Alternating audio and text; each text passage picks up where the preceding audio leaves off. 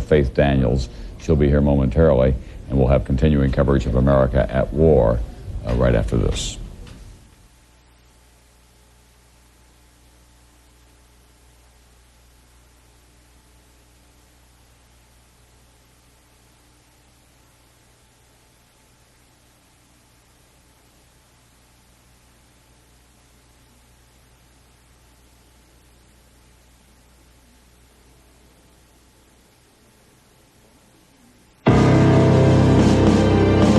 From NBC News, America at War. Reporting from NBC News headquarters in New York, here is Faith Daniels.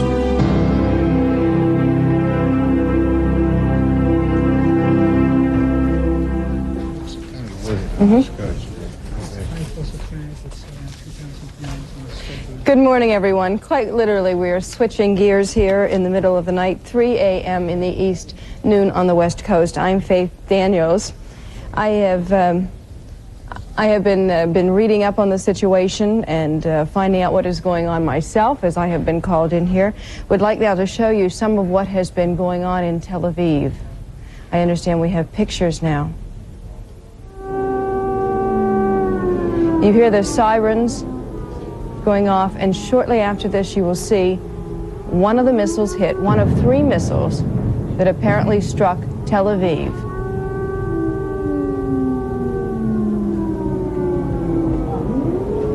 There it is. You can hear other sounds going off in the background. And as we understand it, one of the 3 missiles may not have exploded. These are Scud missiles launched, we believe, from western Iraq. These went into mostly middle-class neighborhoods, and here you can see some of the damage that was left by the Scud missiles. We are told that about 12 people were wounded, slightly wounded, we are told, and no casualties.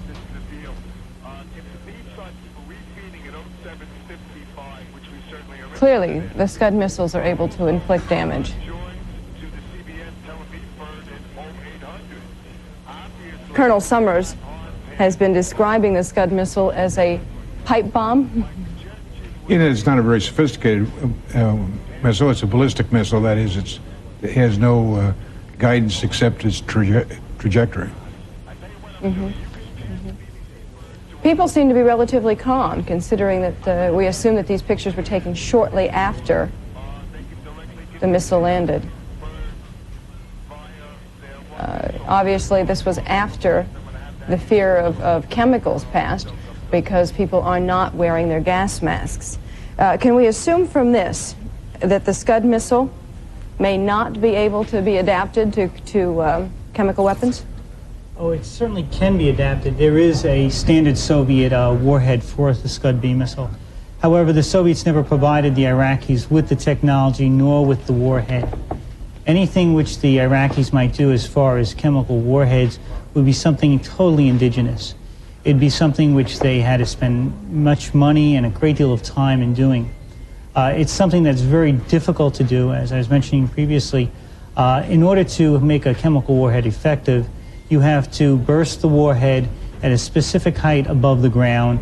It has to be a charge that pushes the filler or the chemical agent out in a certain force so that it doesn't spread it too far, yet far enough to make it into a viable weapon. If you do it too high, it disperses too far and is of no use. You do it too low, it contaminates just a very small area. I would not be willing to say that Iraq does not have chemical warheads right now. I would be willing to say that they're just not using them, or that they've been destroyed by U.S. airstrikes. That's also a possibility. A distinct possibility. Do we have any idea how many Scud missiles he may have left?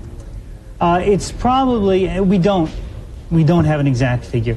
It's probably 100 to 200, somewhere in there. One to 200 left. Missiles, correct. The critical thing, though, is the number of launches. He could have 1,000 missiles, but if he doesn't have the means to launch them, they're of no use to him. And that's why we're targeting the launches as very high priority targets, not only for our own protection, but also for the protection of Israel. It's a matter of strategic importance at this point. We want to go now to Los Angeles and to the Israeli Consul General, who is standing by, Ran Ronan. Sir, can you hear me? Yes. What will Israel's response be? Again, please. What, sir, will Israel's response be? Is Israel in a position now where it has to respond in kind?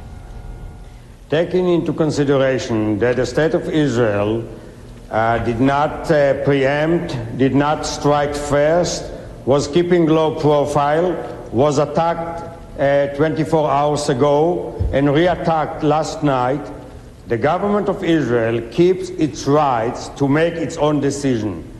There is any limits for the patience of the states, mainly the state of Israel, that does not seek war, that would like to see this conflict is solved by peace solution, is not involved, was attacked twice, and I believe that the government of Israel will come up with the right decision whether to retaliate or not shortly.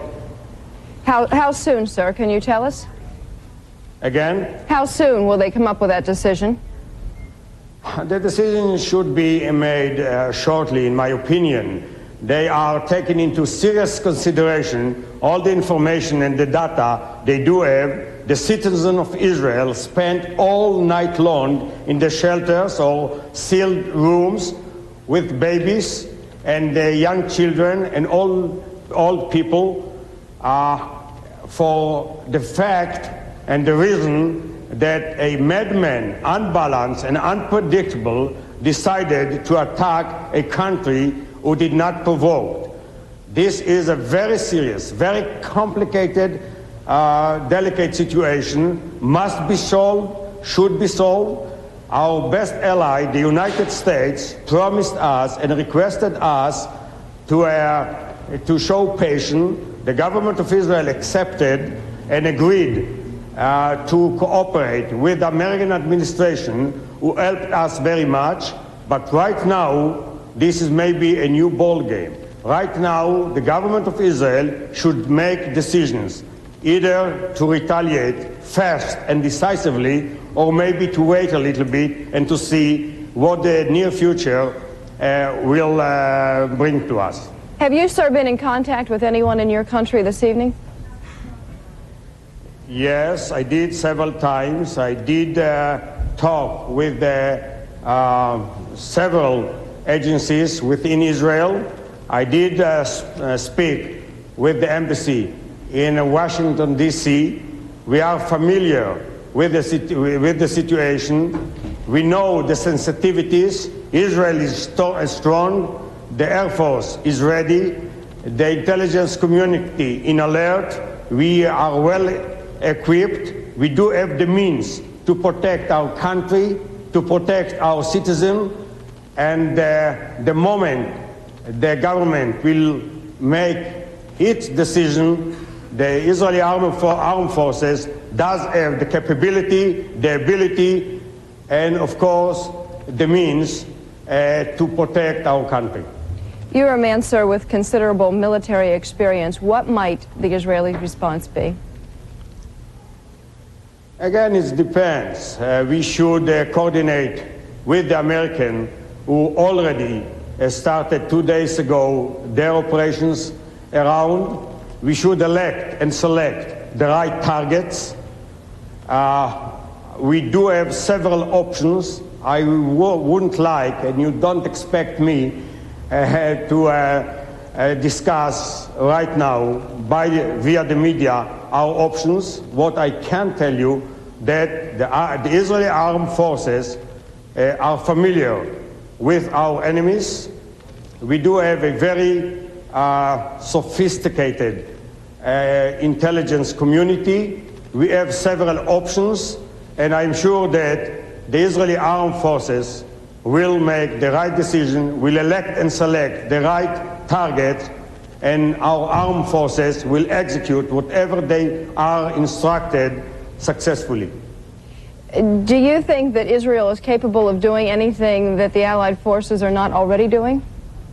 I don't think so. I believe that both armed forces, and we do have a lot of respect to the American Air Force, Army, Marines, what they have done. It was well planned, wonderful executed, and all of us salute to them. And I really would like to express our appreciation and respect for what they have done. It was very delicate operation, and they executed it impressively with minimum casualties. Now, the Israeli Air Force is well equipped. We do fly the very same equipment, the F-16, the F-15, etc. And I'm sure that we can find the right target, and if we are instructed, we'll execute in the very same level that the American Armed Forces showed the whole world. Ron Ronan, we appreciate you joining us tonight, the Israeli Consul General in Los Angeles. Now we want to go to Tel Aviv and find out the latest situation there. NBC's Larry Weidman is standing by, as he has been through the evening. Larry? Faith, good morning. It's now about 10 minutes past 10 in the morning on a Saturday morning in Tel Aviv. It's the Sabbath, the Jewish Sabbath, and this Sabbath is a sad one. It marks the second missile attack on Tel Aviv in 2 days by Iraqi missiles. Fortunately for the Israelis, the damage was moderate, and casualties have been remarkably light, considering the force of the explosions. A dozen people, or fewer than that, slightly wounded in this attack. 3 missiles fell on Tel Aviv. We believe that only 2 of them exploded. A third one lies unexploded in the central part of Tel Aviv, and authorities have evacuated some of the area, evacuated the area around the unexploded bomb, and they will be working to either dismantle it, to disarm it, or they may decide to explode it in place. We have been hearing here that disarming it is pretty risky business. Can you tell us where this armed missile is sitting, in what kind of an area? Well, it's in the central part of the city. The area is a mixed area of shops and cafes and apartment buildings, and right in the central part of the city. So it's not a simple matter of just blowing it up and being rid of it. There'll be a good bit of damage. Obviously, the Israelis have some very sophisticated experts who know how to handle most kinds of weapons. I'm not sure how often they've had a chance to work on one of these, but and I'm sure they'll be looking to learn something about it in the process. Maybe a tough lesson, though, I'm afraid. Larry, we can now see you. It's good to be able to see and hear you. Yes. Well, it was about 3 hours ago that we were sitting in this room with our gas masks on and the doors sealed. Again, probably the headline in this attack, as in the one on Friday morning, is that this was conventional weapons. There were no chemical agents involved. That had been the primary fear, I think, of the Israeli authorities. That Saddam Hussein would use these missiles to import or export from Iraq terror weapons of nuclear, possibly even nuclear or chemical or bacteriological weapons. But these are conventional weapons, big explosives, which fortunately have fallen in places where damage has been noticeable, but the casualties have been remarkably light. And that is good news. For a minute there, Larry, you were looking a bit like a bad Japanese movie. Your sound and your picture were out of sync. That's because of the technology. You were still on a phone line. That has now been corrected. Larry, we'll continue to check back in with you as this day wears on. Now we want to go to Amman, Jordan, where NBC's Dennis Murphy is standing by. Dennis, I understand that you have information about Jordan's military option now? Yeah, it's very worrisome here, Faith, as all morning long we've been talking about a wider war, that assault on Israel. Realize that the political warheads of those missiles were aimed right here at Jordan. Jordan, as you know, is not a member of the Arab coalition against Iraq. King Hussein has been trying desperately to keep his country neutral. But just last night, the lower house of the Jordanian parliament passed a resolution of support for Iraq. It condemned the United States as a great Satan. Now, there's some rhetoric that we're familiar with. We've heard it before. So those missiles aimed at Israel are intended to provoke the Arab Muslim masses into a war against the U.S. That's an appeal beyond the borders of each Arab nation. It's an appeal past the leaders, those kings and emirs, directly to the masses. Now, as for Jordan in particular, we talked to two distinguished Arab commentators about what the consequences might be if Israel were pulled into this wider war. Dr. Kamal Abu Jaber is a professor of political science at Jordan University, and Rami Khoury is the former editor of Jordan's English language newspaper, the Jordan Times. First, let's hear from Dr. Abu Jaber. We will have to retaliate. I mean, you know, in the first place, there is tremendous pressure on us right now to come to the aid of Iraq, popular pressure. People are saying that. And because of two things. One, they watch what is taking place in the West Bank and in the occupied territories and the fantastic atrocities committing against the Palestinians on a daily basis by the Israelis. And secondly, they know that demolishing the power of Iraq leaves Jordan and leaves the Palestinians and indeed leaves the entire Middle East totally under the mercy of the Israelis. You have to recognize that for virtually every Arab who's alive today, especially in this part of the world, in Jordan, Syria, etc., Palestine, the challenge of Israel and the military occupation of Israel and the political onslaught of Israel against the Arabs has been the single most consistent and most devastating and most agonizing problem and threat that we have faced for the last 40 or 50 years. So while we are not indiscriminate killers and we don't like to go around killing people, when you're in a war situation, to be able to respond to the enemy, and Israel is perceived as the enemy along with the U.S. now, is a very uplifting kind of move. Yesterday, President Bush talked about the need here for some very serious diplomacy in the Arab world after the shooting stops. As we go through these days ahead, we have to keep in mind that there is an Arab point of view here, a pro-Palestinian point of view, a Muslim point of view, and we can't just dismiss those attitudes as fanatical. There are deep, rhetorical, emotional ways of looking at 1,000 years of history between the Arabs and the West. They may not like Saddam Hussein, the man, but they are deeply moved by the warrior that they saw standing up to the West. So it's not too soon now to think about the diplomacy that President Bush alluded to last night. Jordan has been a friend of the West for a long time. It's been called that buffer state between Israel and Iraq, two very fierce enemies. If Jordan, through neglect or through boiling turmoil politics here of fundamentalism and Palestinian radical politics, then the security of Israel becomes a very troubling question indeed. That's a 400-mile border across there, and they do not need a state that's closely allied to Iraq. Faith? Jordan has said all along that it's going to try to protect its airspace, but if Israel responds in kind, and certainly every indication is that they are planning a response at this point, they have to use Jordan's airspace to do it, I would think. Well, if you look at the map, they could go through Syria. That's how the Israelis would manage that and work it out with the Syrians, I don't know. Yeah, the map would dictate that you would go over Jordan. Now, if you remember back in the early 80s when the Israelis knocked out the Iraqi nuclear plant, they did go directly across Jordan airspace. That's a run. It's the area you're looking right over my shoulder. It's about a 200-mile straight run from Israel, which is on this side of the camera, to where the Iraqi nuclear site was over there. Now, they used that under the cover. I hope I recall this right, I think they put up a commercial airplane, something like an Airbus with a paint job of a commercial airline on it, and used that as a radar shadow to fly their fighters in on cover. That was a surprise attack. There's certainly no surprises now, so Jordanian airspace is going to be very critical here. The Crown Prince Hassan, the King's brother, said again that they are going to try and protect that airspace to the best of their abilities. It's a small army here, Faith, 125,000 Jordanian soldiers, very competent tank fighters. They have a very good air force, but they're not a match for Israel to the west or certainly Iraq to the east. So they're really at the mercy of forces here. Yeah, so how do they protect their airspace, I'm wondering? Are they in a situation where they're going to be shooting at Israeli planes as they go overhead?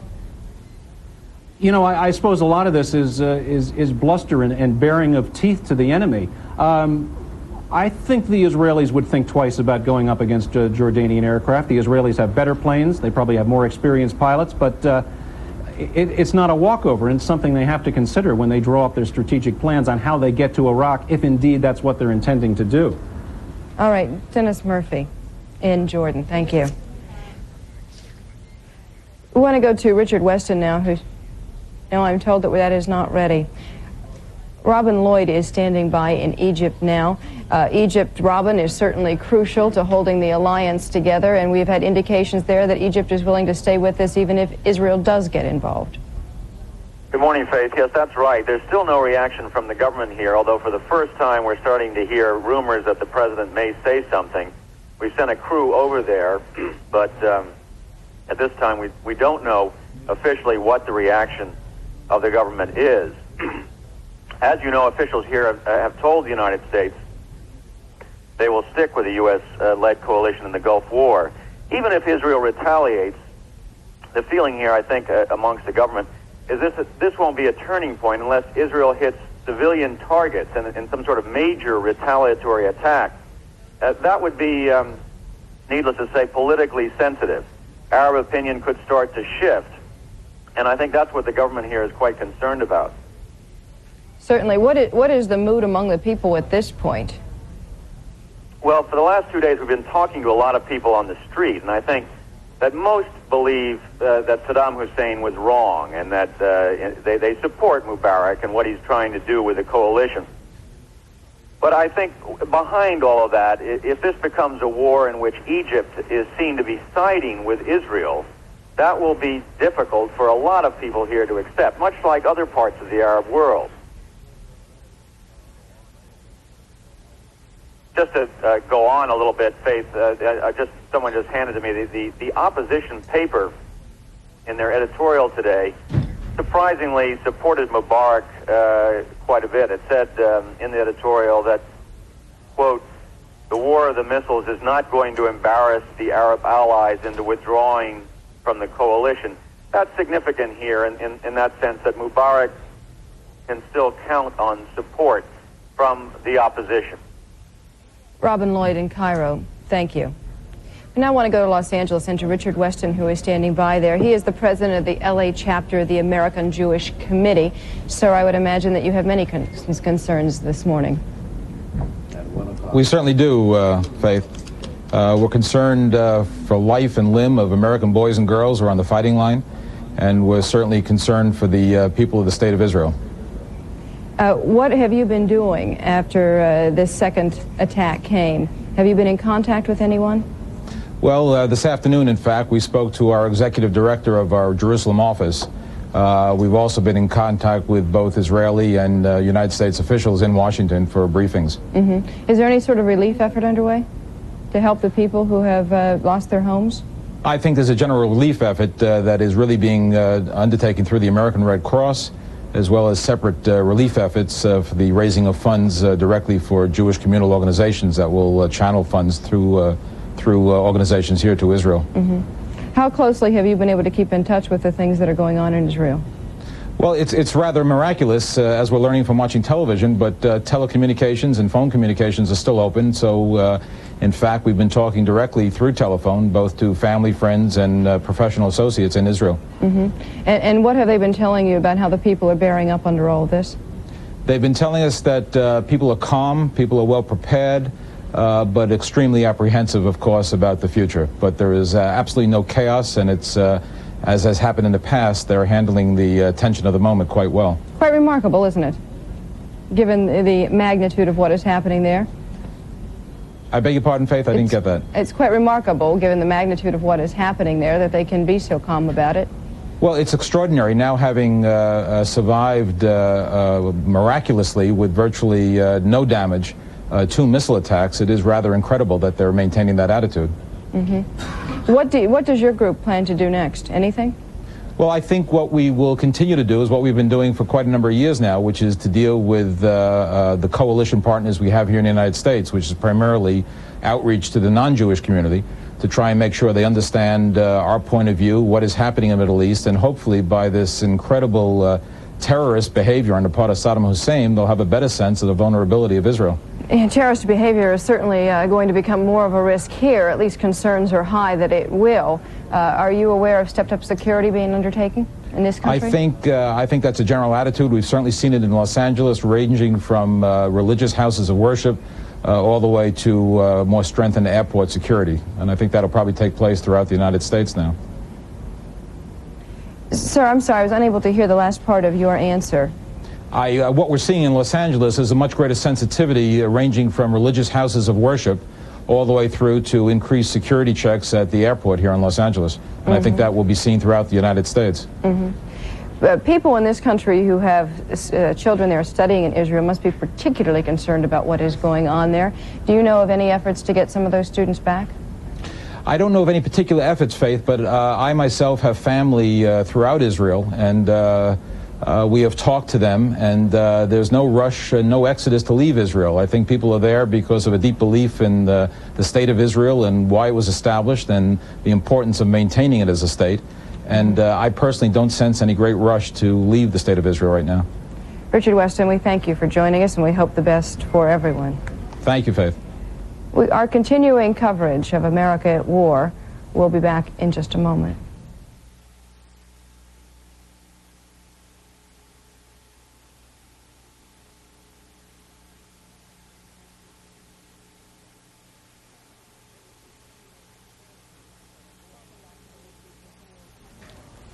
Welcome back to NBC's continuing coverage of America at War. With me here in New York, two people who have been with us since this started. Retired Colonel Harry Summers and Joseph Bermudez, who is a missile expert. Welcome again. You've been listening to all of this. What do you make of the situation, Colonel? Well, I think the political ramifications of it are the serious part. Militarily, as General Schwarzkopf said yesterday, this attack, again, is militarily insignificant. It doesn't do anything for the military balance, but it could have enormous consequences for the political balance, and I think that's where we've got to keep our attention. You had said before that certainly he has many more missiles than he has fired, still capable of launching. Why do you think he's spacing it out so slowly? I believe it's two factors. One is the limited number of launches he has, and two is the American air activity. He can't move about freely in his own country because we're looking for these launches. He has to do carefully and discreetly. We can expect this to continue, do you think, for some time? What's the time frame for actually disabling him? I think it's a critical question because the pressure on the Israeli government is to do something about this. Let's make these things stop. And I don't think the Israeli Air Force, and it's a very good Air Force, is going to be any more successful in making these things stop than the Allied Air Forces have been for a very simple reason. These weapons are very difficult to detect. They're sort of the equivalent of iron bombs. That is, they don't emit any kind of electronic signal, which would make it easy to pick them up on our various acquisition radars. So you've actually got to physically see them. And it's very relatively easy to camouflage these things in the desert. And as was discussed earlier, you take them out, put them into firing position, fire your missile, and while it's still en route, you take the launcher and put it back into hiding so that when it's detected by the flash, you start looking for the launcher, and it's just almost impossible to find. So it's just not an easy thing. It's not an easy thing for the Allied Air Forces, and it wouldn't be easy for the Israeli Air Forces either. It seems to me that we were a lot more optimistic early on about being able to take those out, even knowing that. Well, I think we were very optimistic about taking out the fixed sites, and as far as I know, they've all been taken out. Yeah. But I think we didn't realize how difficult it was going to be, and I'm just saying it's my own conjecture, how difficult it was going to be to acquire, that is, to find these mobile missiles and take them out. A moment ago, we heard the Israeli Consul General saying that Israel is formulating a response. He didn't want to elaborate on what that response would be. What's the most likely course of action for Israel now? I would tend to think an airstrike. Actually, I would ideally hope that they would be able to not do anything. It would be extremely hard for them not to do anything. However, if they do take an option, I would tend to think it would be an airstrike. The Israelis realize that, for them to launch a missile would be putting themselves at this point on the same par as Saddam Hussein. It's probably something they would not want to do. It would seem as if an airstrike would be the most viable, reasonable option for them. But an airstrike over Jordan, when Jordan is threatening to protect its airspace, makes it a very dicey situation. It really does. It could change the political and the military situation as well.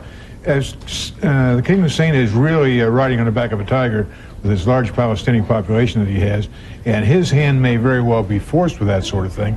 So in that sense, you could make the case for political purposes, from some aspects, a missile attack would be better, because Jordanian airspace has already been violated many times by these incoming Iraqi missiles that had to come across Jordanian airspace, so that a response in kind with missiles across, it seems to me, could Hussein at least have a way out. But the difficulty there, as was just said, is to hit what? I mean, what could their targets be?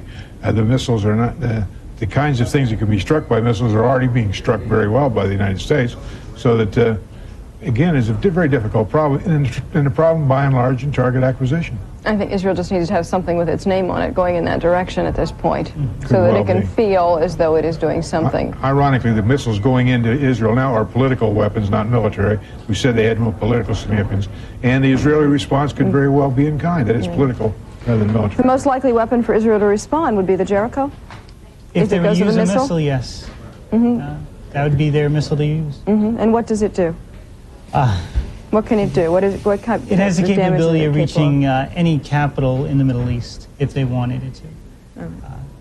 We'll be back in just a moment to continue our conversation. We're going to stop for a moment, pause, we'll be right back.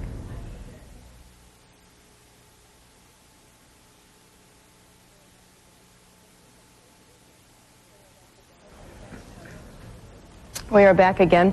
We want to head straight to Israel, to Tel Aviv, where NBC's Larry Weidman is standing by. Larry? Hang on. Larry, can you hear me now? Yes, I hear you. Good morning again. It's now a little more than 3 hours since the missiles hit, and we're learning a little bit more, I think, about what the pattern and the choreography is going to be now with the Israeli government. The spokesman for the Prime Minister has said that, among other things, that there is no intention of harming the coalition, meaning, of course, the American-Arab coalition, which is facing Iraq off the Persian Gulf. But at the same time, he's saying that Israel will strike. The decision has been made. The question to be decided now is when and how.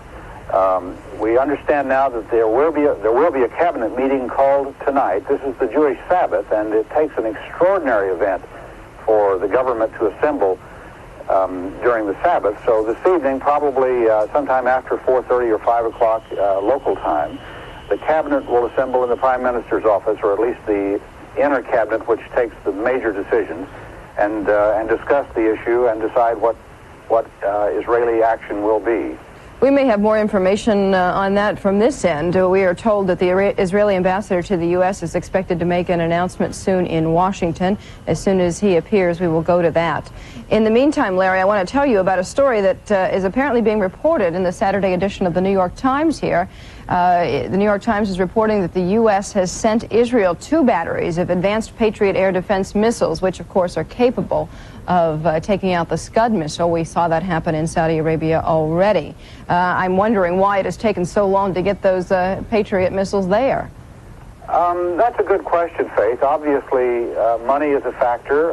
It may well be that there were other things the Israelis preferred to spend their money on, or there may have been other questions involved. The United States may have been reluctant to introduce that very sophisticated and apparently successful system into this area for fear that through some event, part of the technology might slip away. But in any case, we have been told by the Ministry of Defense and the Army that the 2 Patriot systems are in place, the crews are in training, and they expect to actually have them operational quite soon. They have said, as we understand this news report, Washington is sending 2 crews of technicians along with them to help operate. Colonel Summers is with me here in New York, Larry, and he has some insight into this. Well, some time ago, the decision was made not to take Patriot and instead to go ahead with the development of the Arrow, the Israelis' own defense system. Now, but it's going to be several years before it can be put in. Meantime, not too long ago, they did get the Patriot missiles, but it's a rather long training time, up to 50-some weeks, as a matter of fact, so that they had the systems but not the trained people. So your report may very well sort of square that circle. That is, if by providing technicians, they may be able to put them into service earlier than the otherwise may have been, but you may have some insight on that as well. The way I understand it, the Israelis were offered originally the Block 1, or the first version of the Patriot, which did not have the sophisticated anti-ballistic missile capabilities. The warhead was a little different than the warhead currently being used. The missile itself was modified, was not as developed as it is now, and the Israelis declined to take the initial Block 1. Later on, as Colonel Summers had mentioned, they went to the development of their own Hetz, or Arrow, anti-tactical ballistic missile. And at that point, when they realized the prolonged period in which they would need to develop that, they requested, especially with the conflict or apparently brewing in Iraq, they requested the Block 2 Patriot missiles. but we weren't able to supply them immediately, and they also needed to be trained, and that's where Colonel Summers' story comes in. Well, if I understand, I'm interpreting this report correctly, these are new Patriot anti-battery sites, and that they're sending the technicians in as well. But it just strikes me as odd with the threat of chemical attack and conventional warhead attack, knowing that it was coming Israel's way for so long, as we did, seeing it happen yesterday, as we did, that it has taken this long to take this next step to actually protect Israel. Well, Israel made the bet, and it turned out not to be right, that they had the time available to develop the arrows so they could provide against those kind of threats.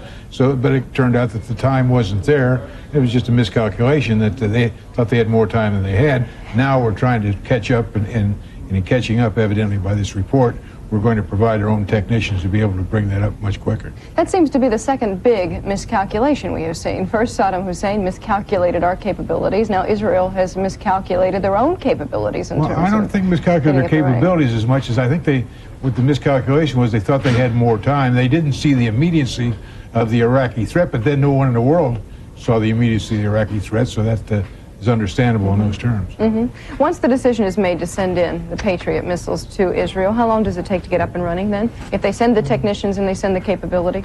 It would probably take about a week almost. Still? Yeah, there's a lot to be done. It could be probably done in less than a week, but a week would probably be a good round figure. Doesn't it strike you as odd, though, with all those threats that Saddam Hussein was lobbing Israel's way, that they didn't take this step sooner? I think they just didn't foresee the threat in those terms. And then, of course, once the threat happened, we were deploying our own Patriots. I don't know what the situation is at Fort Bliss, Texas, where our anti-aircraft artillery school is, and that's where they're being trained. How many we had on hand, what the availability was, because it's a relatively new system, the Block 2. So that, I mean, all those kind of things come into play. And certainly once these missiles started coming in, I'm sure everybody wished they'd have done it 6 months ago. But well, and 6 months ago, Israel was stepping up to bat to say what a threat Iraq was, and no one was listening to Israel. So it's hard to imagine that then Israel underestimated the threat from Iraq. It is, but again, I think that nobody saw that Iraq would become so aggressive so fast. I think. I mean, certainly we didn't see it. The United States didn't see it. Right up to the very end, we thought we could sweet talk him into not becoming so aggressive. So, I mean, that's sort of the history of warfare, is miscalculation. I mean, it's not unusual that people think they have more time than they don't, and they really don't. So it's understandable, at least. Here's another consideration which Colonel Summers had touched on. My understanding is at the time this whole scenario began, we started deploying our troops. We wanted to protect our troops with Patriot, and we took a considerable amount, if not all of our available stock with us. It would probably be a very politically touchy decision to deny protection to American troops and to provide it to Israel. Tough decision. Right. Certainly keeping the Allied forces together is a top concern. Syria seems to be the big risk, that Syria may fall out of the coalition. I think there's a very simple equation at work here. That is the threat of Saddam Hussein and the threat of not doing anything about him greater than the animosity that these states hold for Israel. My calculation is that the reason the coalition came together in the first place, and the glue that's held it together so far, that is the hatred of Saddam Hussein and the fear of what he'll do if he's not checked, is far greater than the animosity toward Israel. So that in that equation, the coalition will hold together. Now, in Syria's case, again, the very same kind of calculation is at work, and we don't know and can't know how that calculation will come out. Yeah. A few moments ago, we heard Robin Lloyd say that we're about to hear from the Egyptian president, that they expect to hear from him in terms of what Egypt will do, official word on what Egypt will do if Israel retaliates. We now understand we have the Israeli ambassador to the U.S. Of the embassy. The ambassador spokesperson right now is up making a statement. On Shabbat morning, while many Jews were on their way to services in the synagogue, Israel was hit again by an attack of Iraqi missiles. We can confirm that all warheads were conventional. At this point, we know of about 10 light injuries and some heavy damage in property. This is yet another unprovoked, indiscriminate terrorist attack on an innocent, peaceful population of a non-combatant country. As stated in the past, it is the responsibility of the government of Israel to defend its citizens, and therefore it will be the government of Israel which will decide if, when, and how to react. That's it. Will you retaliate? Again, as I've mentioned, it will be the decision of the government if, when, and how to respond. Has President Bush, has the ambassador, or Mr. Shamir spoken to President Bush? Well, since the war started, we have been in direct, full, and continuing contacts with the U.S. administration, and there were full contacts between the U.S. administration and the government of Israel, and they continue to date. How about tonight? We would not go into more details than this, but since the whole thing started, we are in full continuing contact between the U.S. administration and the Israeli government. Is there increased pressure from the government in the U.S. not to retaliate? I would not respond to that. Can you be more specific on the casualties? At this point, we know, as I mentioned, about 10 injuries.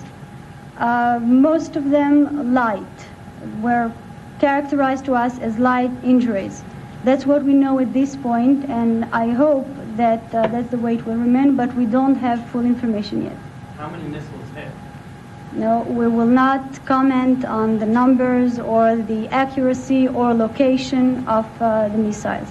I'm afraid that since that's basically what we would have to say at this point, so I will stop here, and thank you. Stepped-up transfer of Patriot anti-missile systems and trainers to Israel? I would not comment on that. What is the ambassador doing today? What's on his schedule? We will stop here. Thank you all.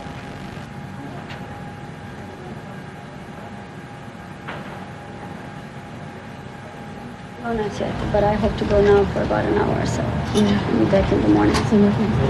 All indications are that Israel is about to do something.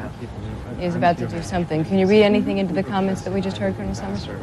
I think the fact that they have not made an immediate decision is in itself revealing. That is, I think if the casualties had been heavy, if the damage had been heavier, the response would have been very good. Because I think they're ready to respond on literally a moment's notice. The fact that they haven't launched yet, I think, is hopeful, in that they are taking some time now to assess the situation. I think they said earlier, we will retaliate, and we'll retaliate at a time of the earlier attack. So I think that won't change. But there's also that, even the people in this working class neighborhood understood the stakes at hand. They knew that they were being goaded into an attack.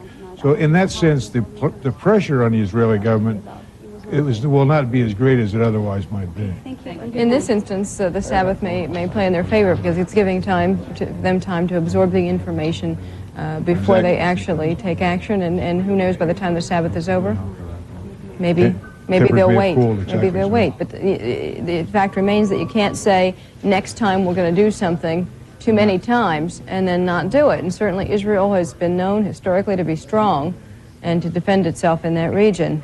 And I think another consideration is if there was a clear-cut target, they said if we strike X, then the problem will go away. Unfortunately, it's not that easy. No, it's not. A major concern with Israel still up in the air as to what it's going to do has been how well the coalition will hold together if Israel does, in fact, decide to take action. Earlier, Tom Brokaw spoke with the Egyptian ambassador to the UN, Amre Moussa, and Tom asked him what Egypt would do, how the coalition would hold together if Israel decides to take action. We decided to show you that. Can the Arab coalition hold?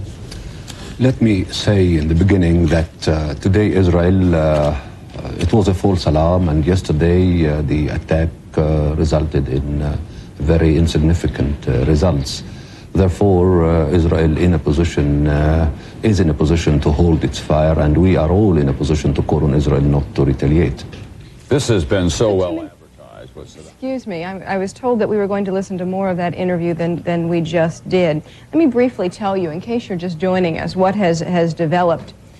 Sirens went off once again in Israel. People had to put on their gas masks there. We are told that 3 Scud missiles landed in Tel Aviv. 3 Scud missiles landed in Tel Aviv. One of them did not go off, and Israeli bomb experts are now examining the situation to see whether they try to disarm it or try to blow it up. We want to go to the White House now, where John Cochran is standing by. We know that the president was awakened with this news. He's at Camp David right away. That's right. We don't know if he'll be coming back down to the White House over the weekend, however, because he's not scheduled to come back until Monday afternoon. That's rather late in the game for him. But given the fact that we are at war over the weekend, I know a lot of people will find it unusual that the president is taking a long weekend.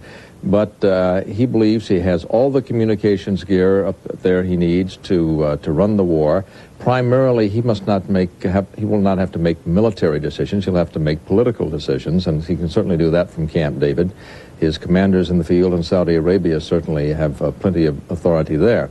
What will be of concern, of course, is if Israel does enter this war, and from listening to the spokesman from the Israeli embassy here, it's rather hard to tell, because it was rather ambiguous. We were actually hearing more hardline material, more hardline statements out of Israel itself, and I would say that the embassy here probably just didn't have much guidance to go from.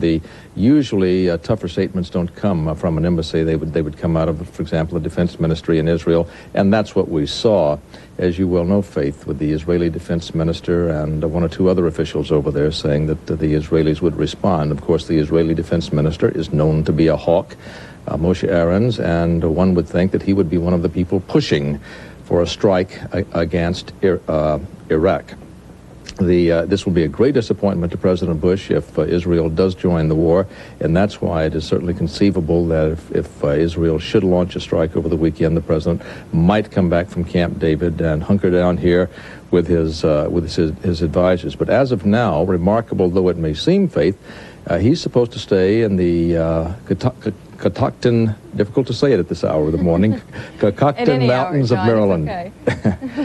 Let's just say Camp David. There's some mountains up there. Always safer, John. I would imagine that the psychological effects come into play. Certainly, if he's at Camp David, he seems to be more in control. There isn't a crisis mood at the White House. Well, you know, Tom Brokaw and I were talking about this earlier, and Tom and I disagree about this. And I don't usually readily disagree with Tom about things, but Tom's view is that one reason the president is going up to Camp David over the weekend is to show to Saddam Hussein that George Bush, things are going so well that George Bush can't afford to go to Camp David. That if the war were going badly, he'd stay here in the, hunker down in the Situation Room of the White House. My feeling is that probably Saddam Hussein isn't paying a whole lot of attention right now to whether George Bush is in the Maryland mountains or not. That Saddam Hussein has some major problems on his hand, including the bombardments, which he must be undergoing too. He's somewhere near those bombs. I think what the president is doing, and my guidance from some officials here at the White House has been, and this has been going on now for even before the president actually gave the order to go to war. It started about a week ago. George Bush decided he wanted, as nearly as could happen, business as usual.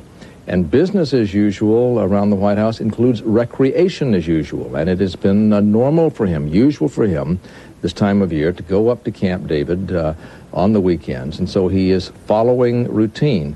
And as I understand it, what he wants to do is to show the American people and his own staff that he is not overwhelmed by events, that he can deal with this without spending 18 hours a day on it.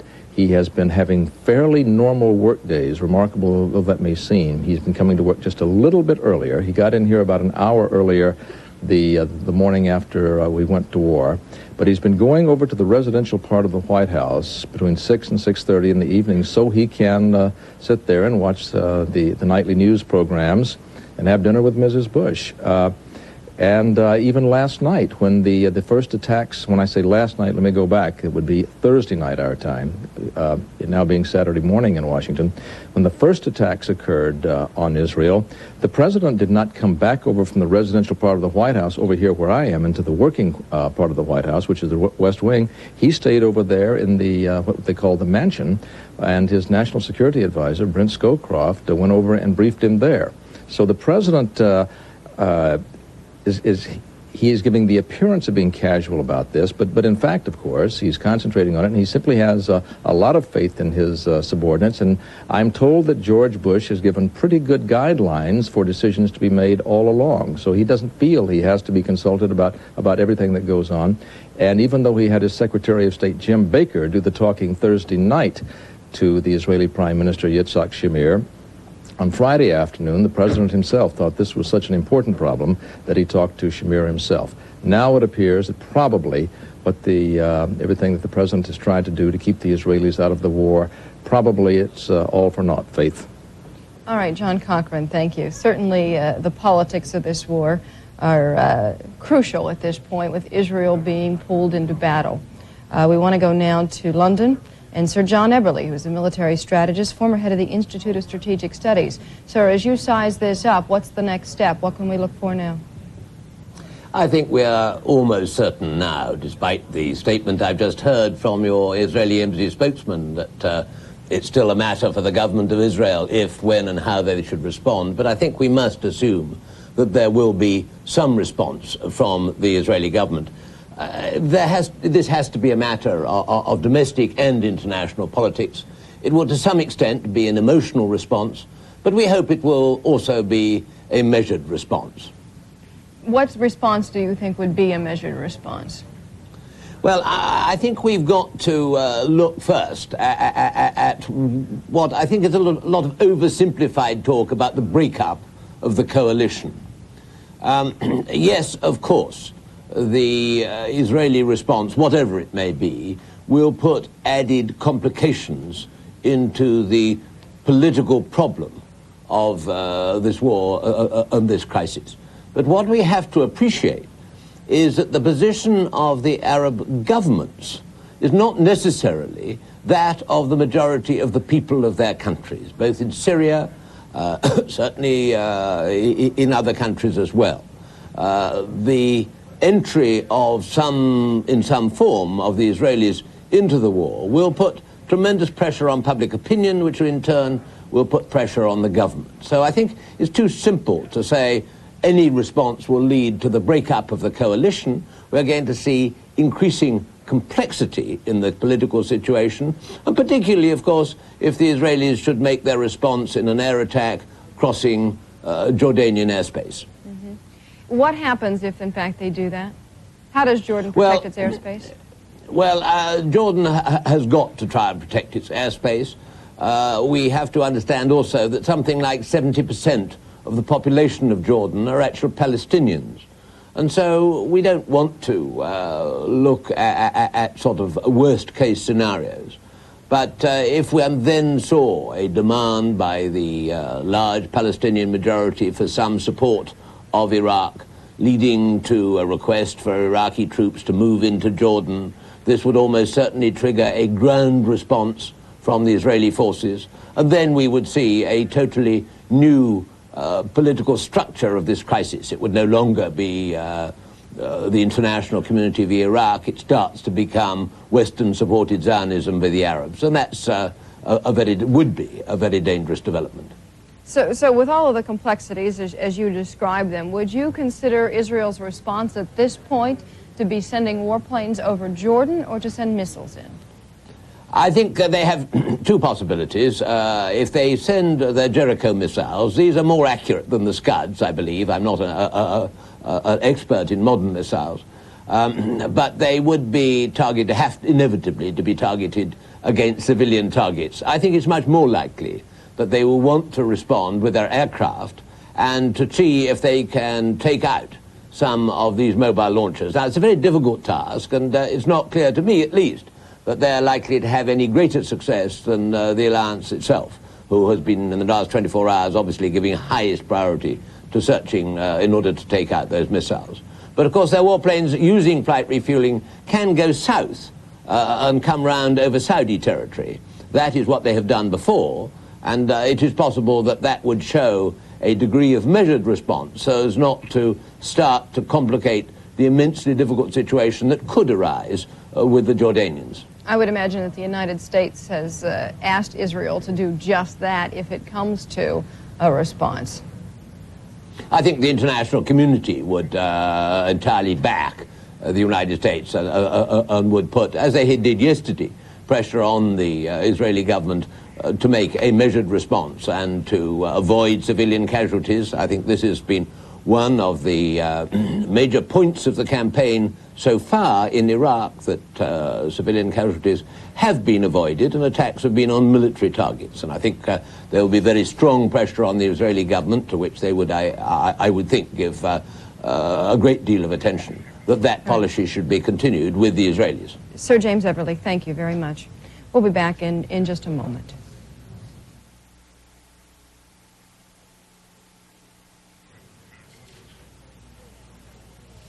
We're back again, continuing coverage from NBC News of America at War. We want to head now to Israel, to Martin Fletcher, who is now at the scene of some of the destruction. Martin?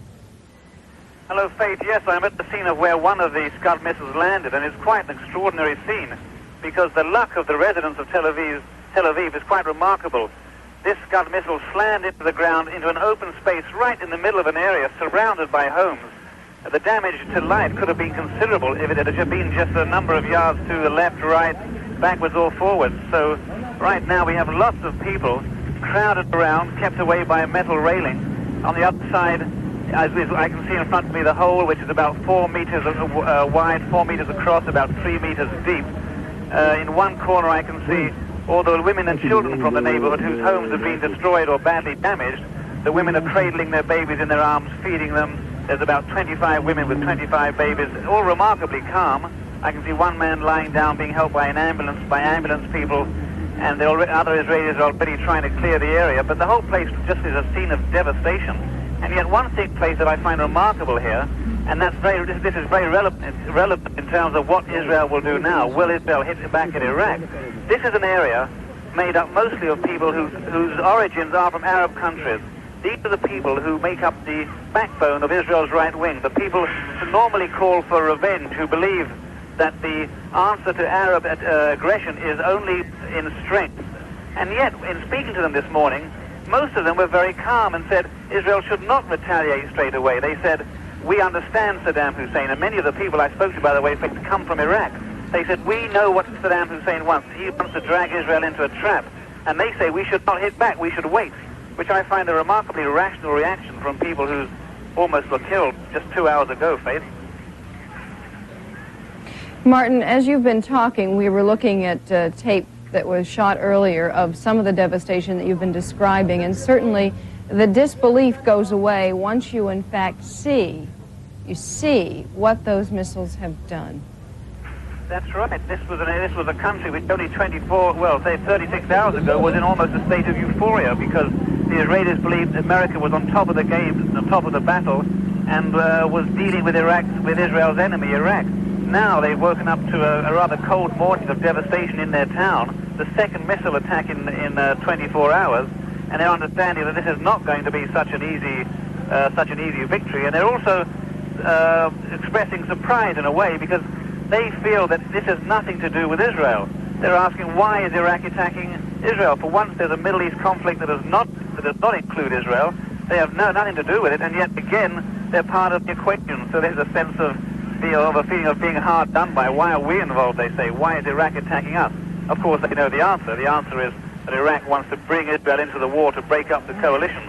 But nevertheless, the people here feel, leave us out of it for a change.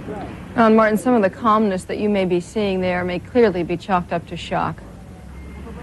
Could be shock, but I don't really think so, Faith. There's a lot of people here whose homes have been badly damaged. I'm standing, in fact, on a balcony, and as I look around me, I can see 5 separate apartments, all of which are totally devastated. The furniture's all upside down, the windows are broken, the sink here is hanging half down, there's water gushing onto the floor. It's really a scene of broken glass and smashed walls. And you know, the man who brought me here has got his hand eating a sandwich. He's pointing to me right now to look inside a pot which is full of soup, and he's smiling. And there's another neighbor on my left, and he's smiling too. I just think that what one man told me about half an hour ago is correct. He said, "We're not frightened." I said to him, "How can you be frightened? You were nearly killed 2 hours ago." He said, "We're used to this." I said to him, "How can you be used to it? This is the first time in 43 years that bombs have fallen on Tel Aviv, and it's only been happening for 2 days."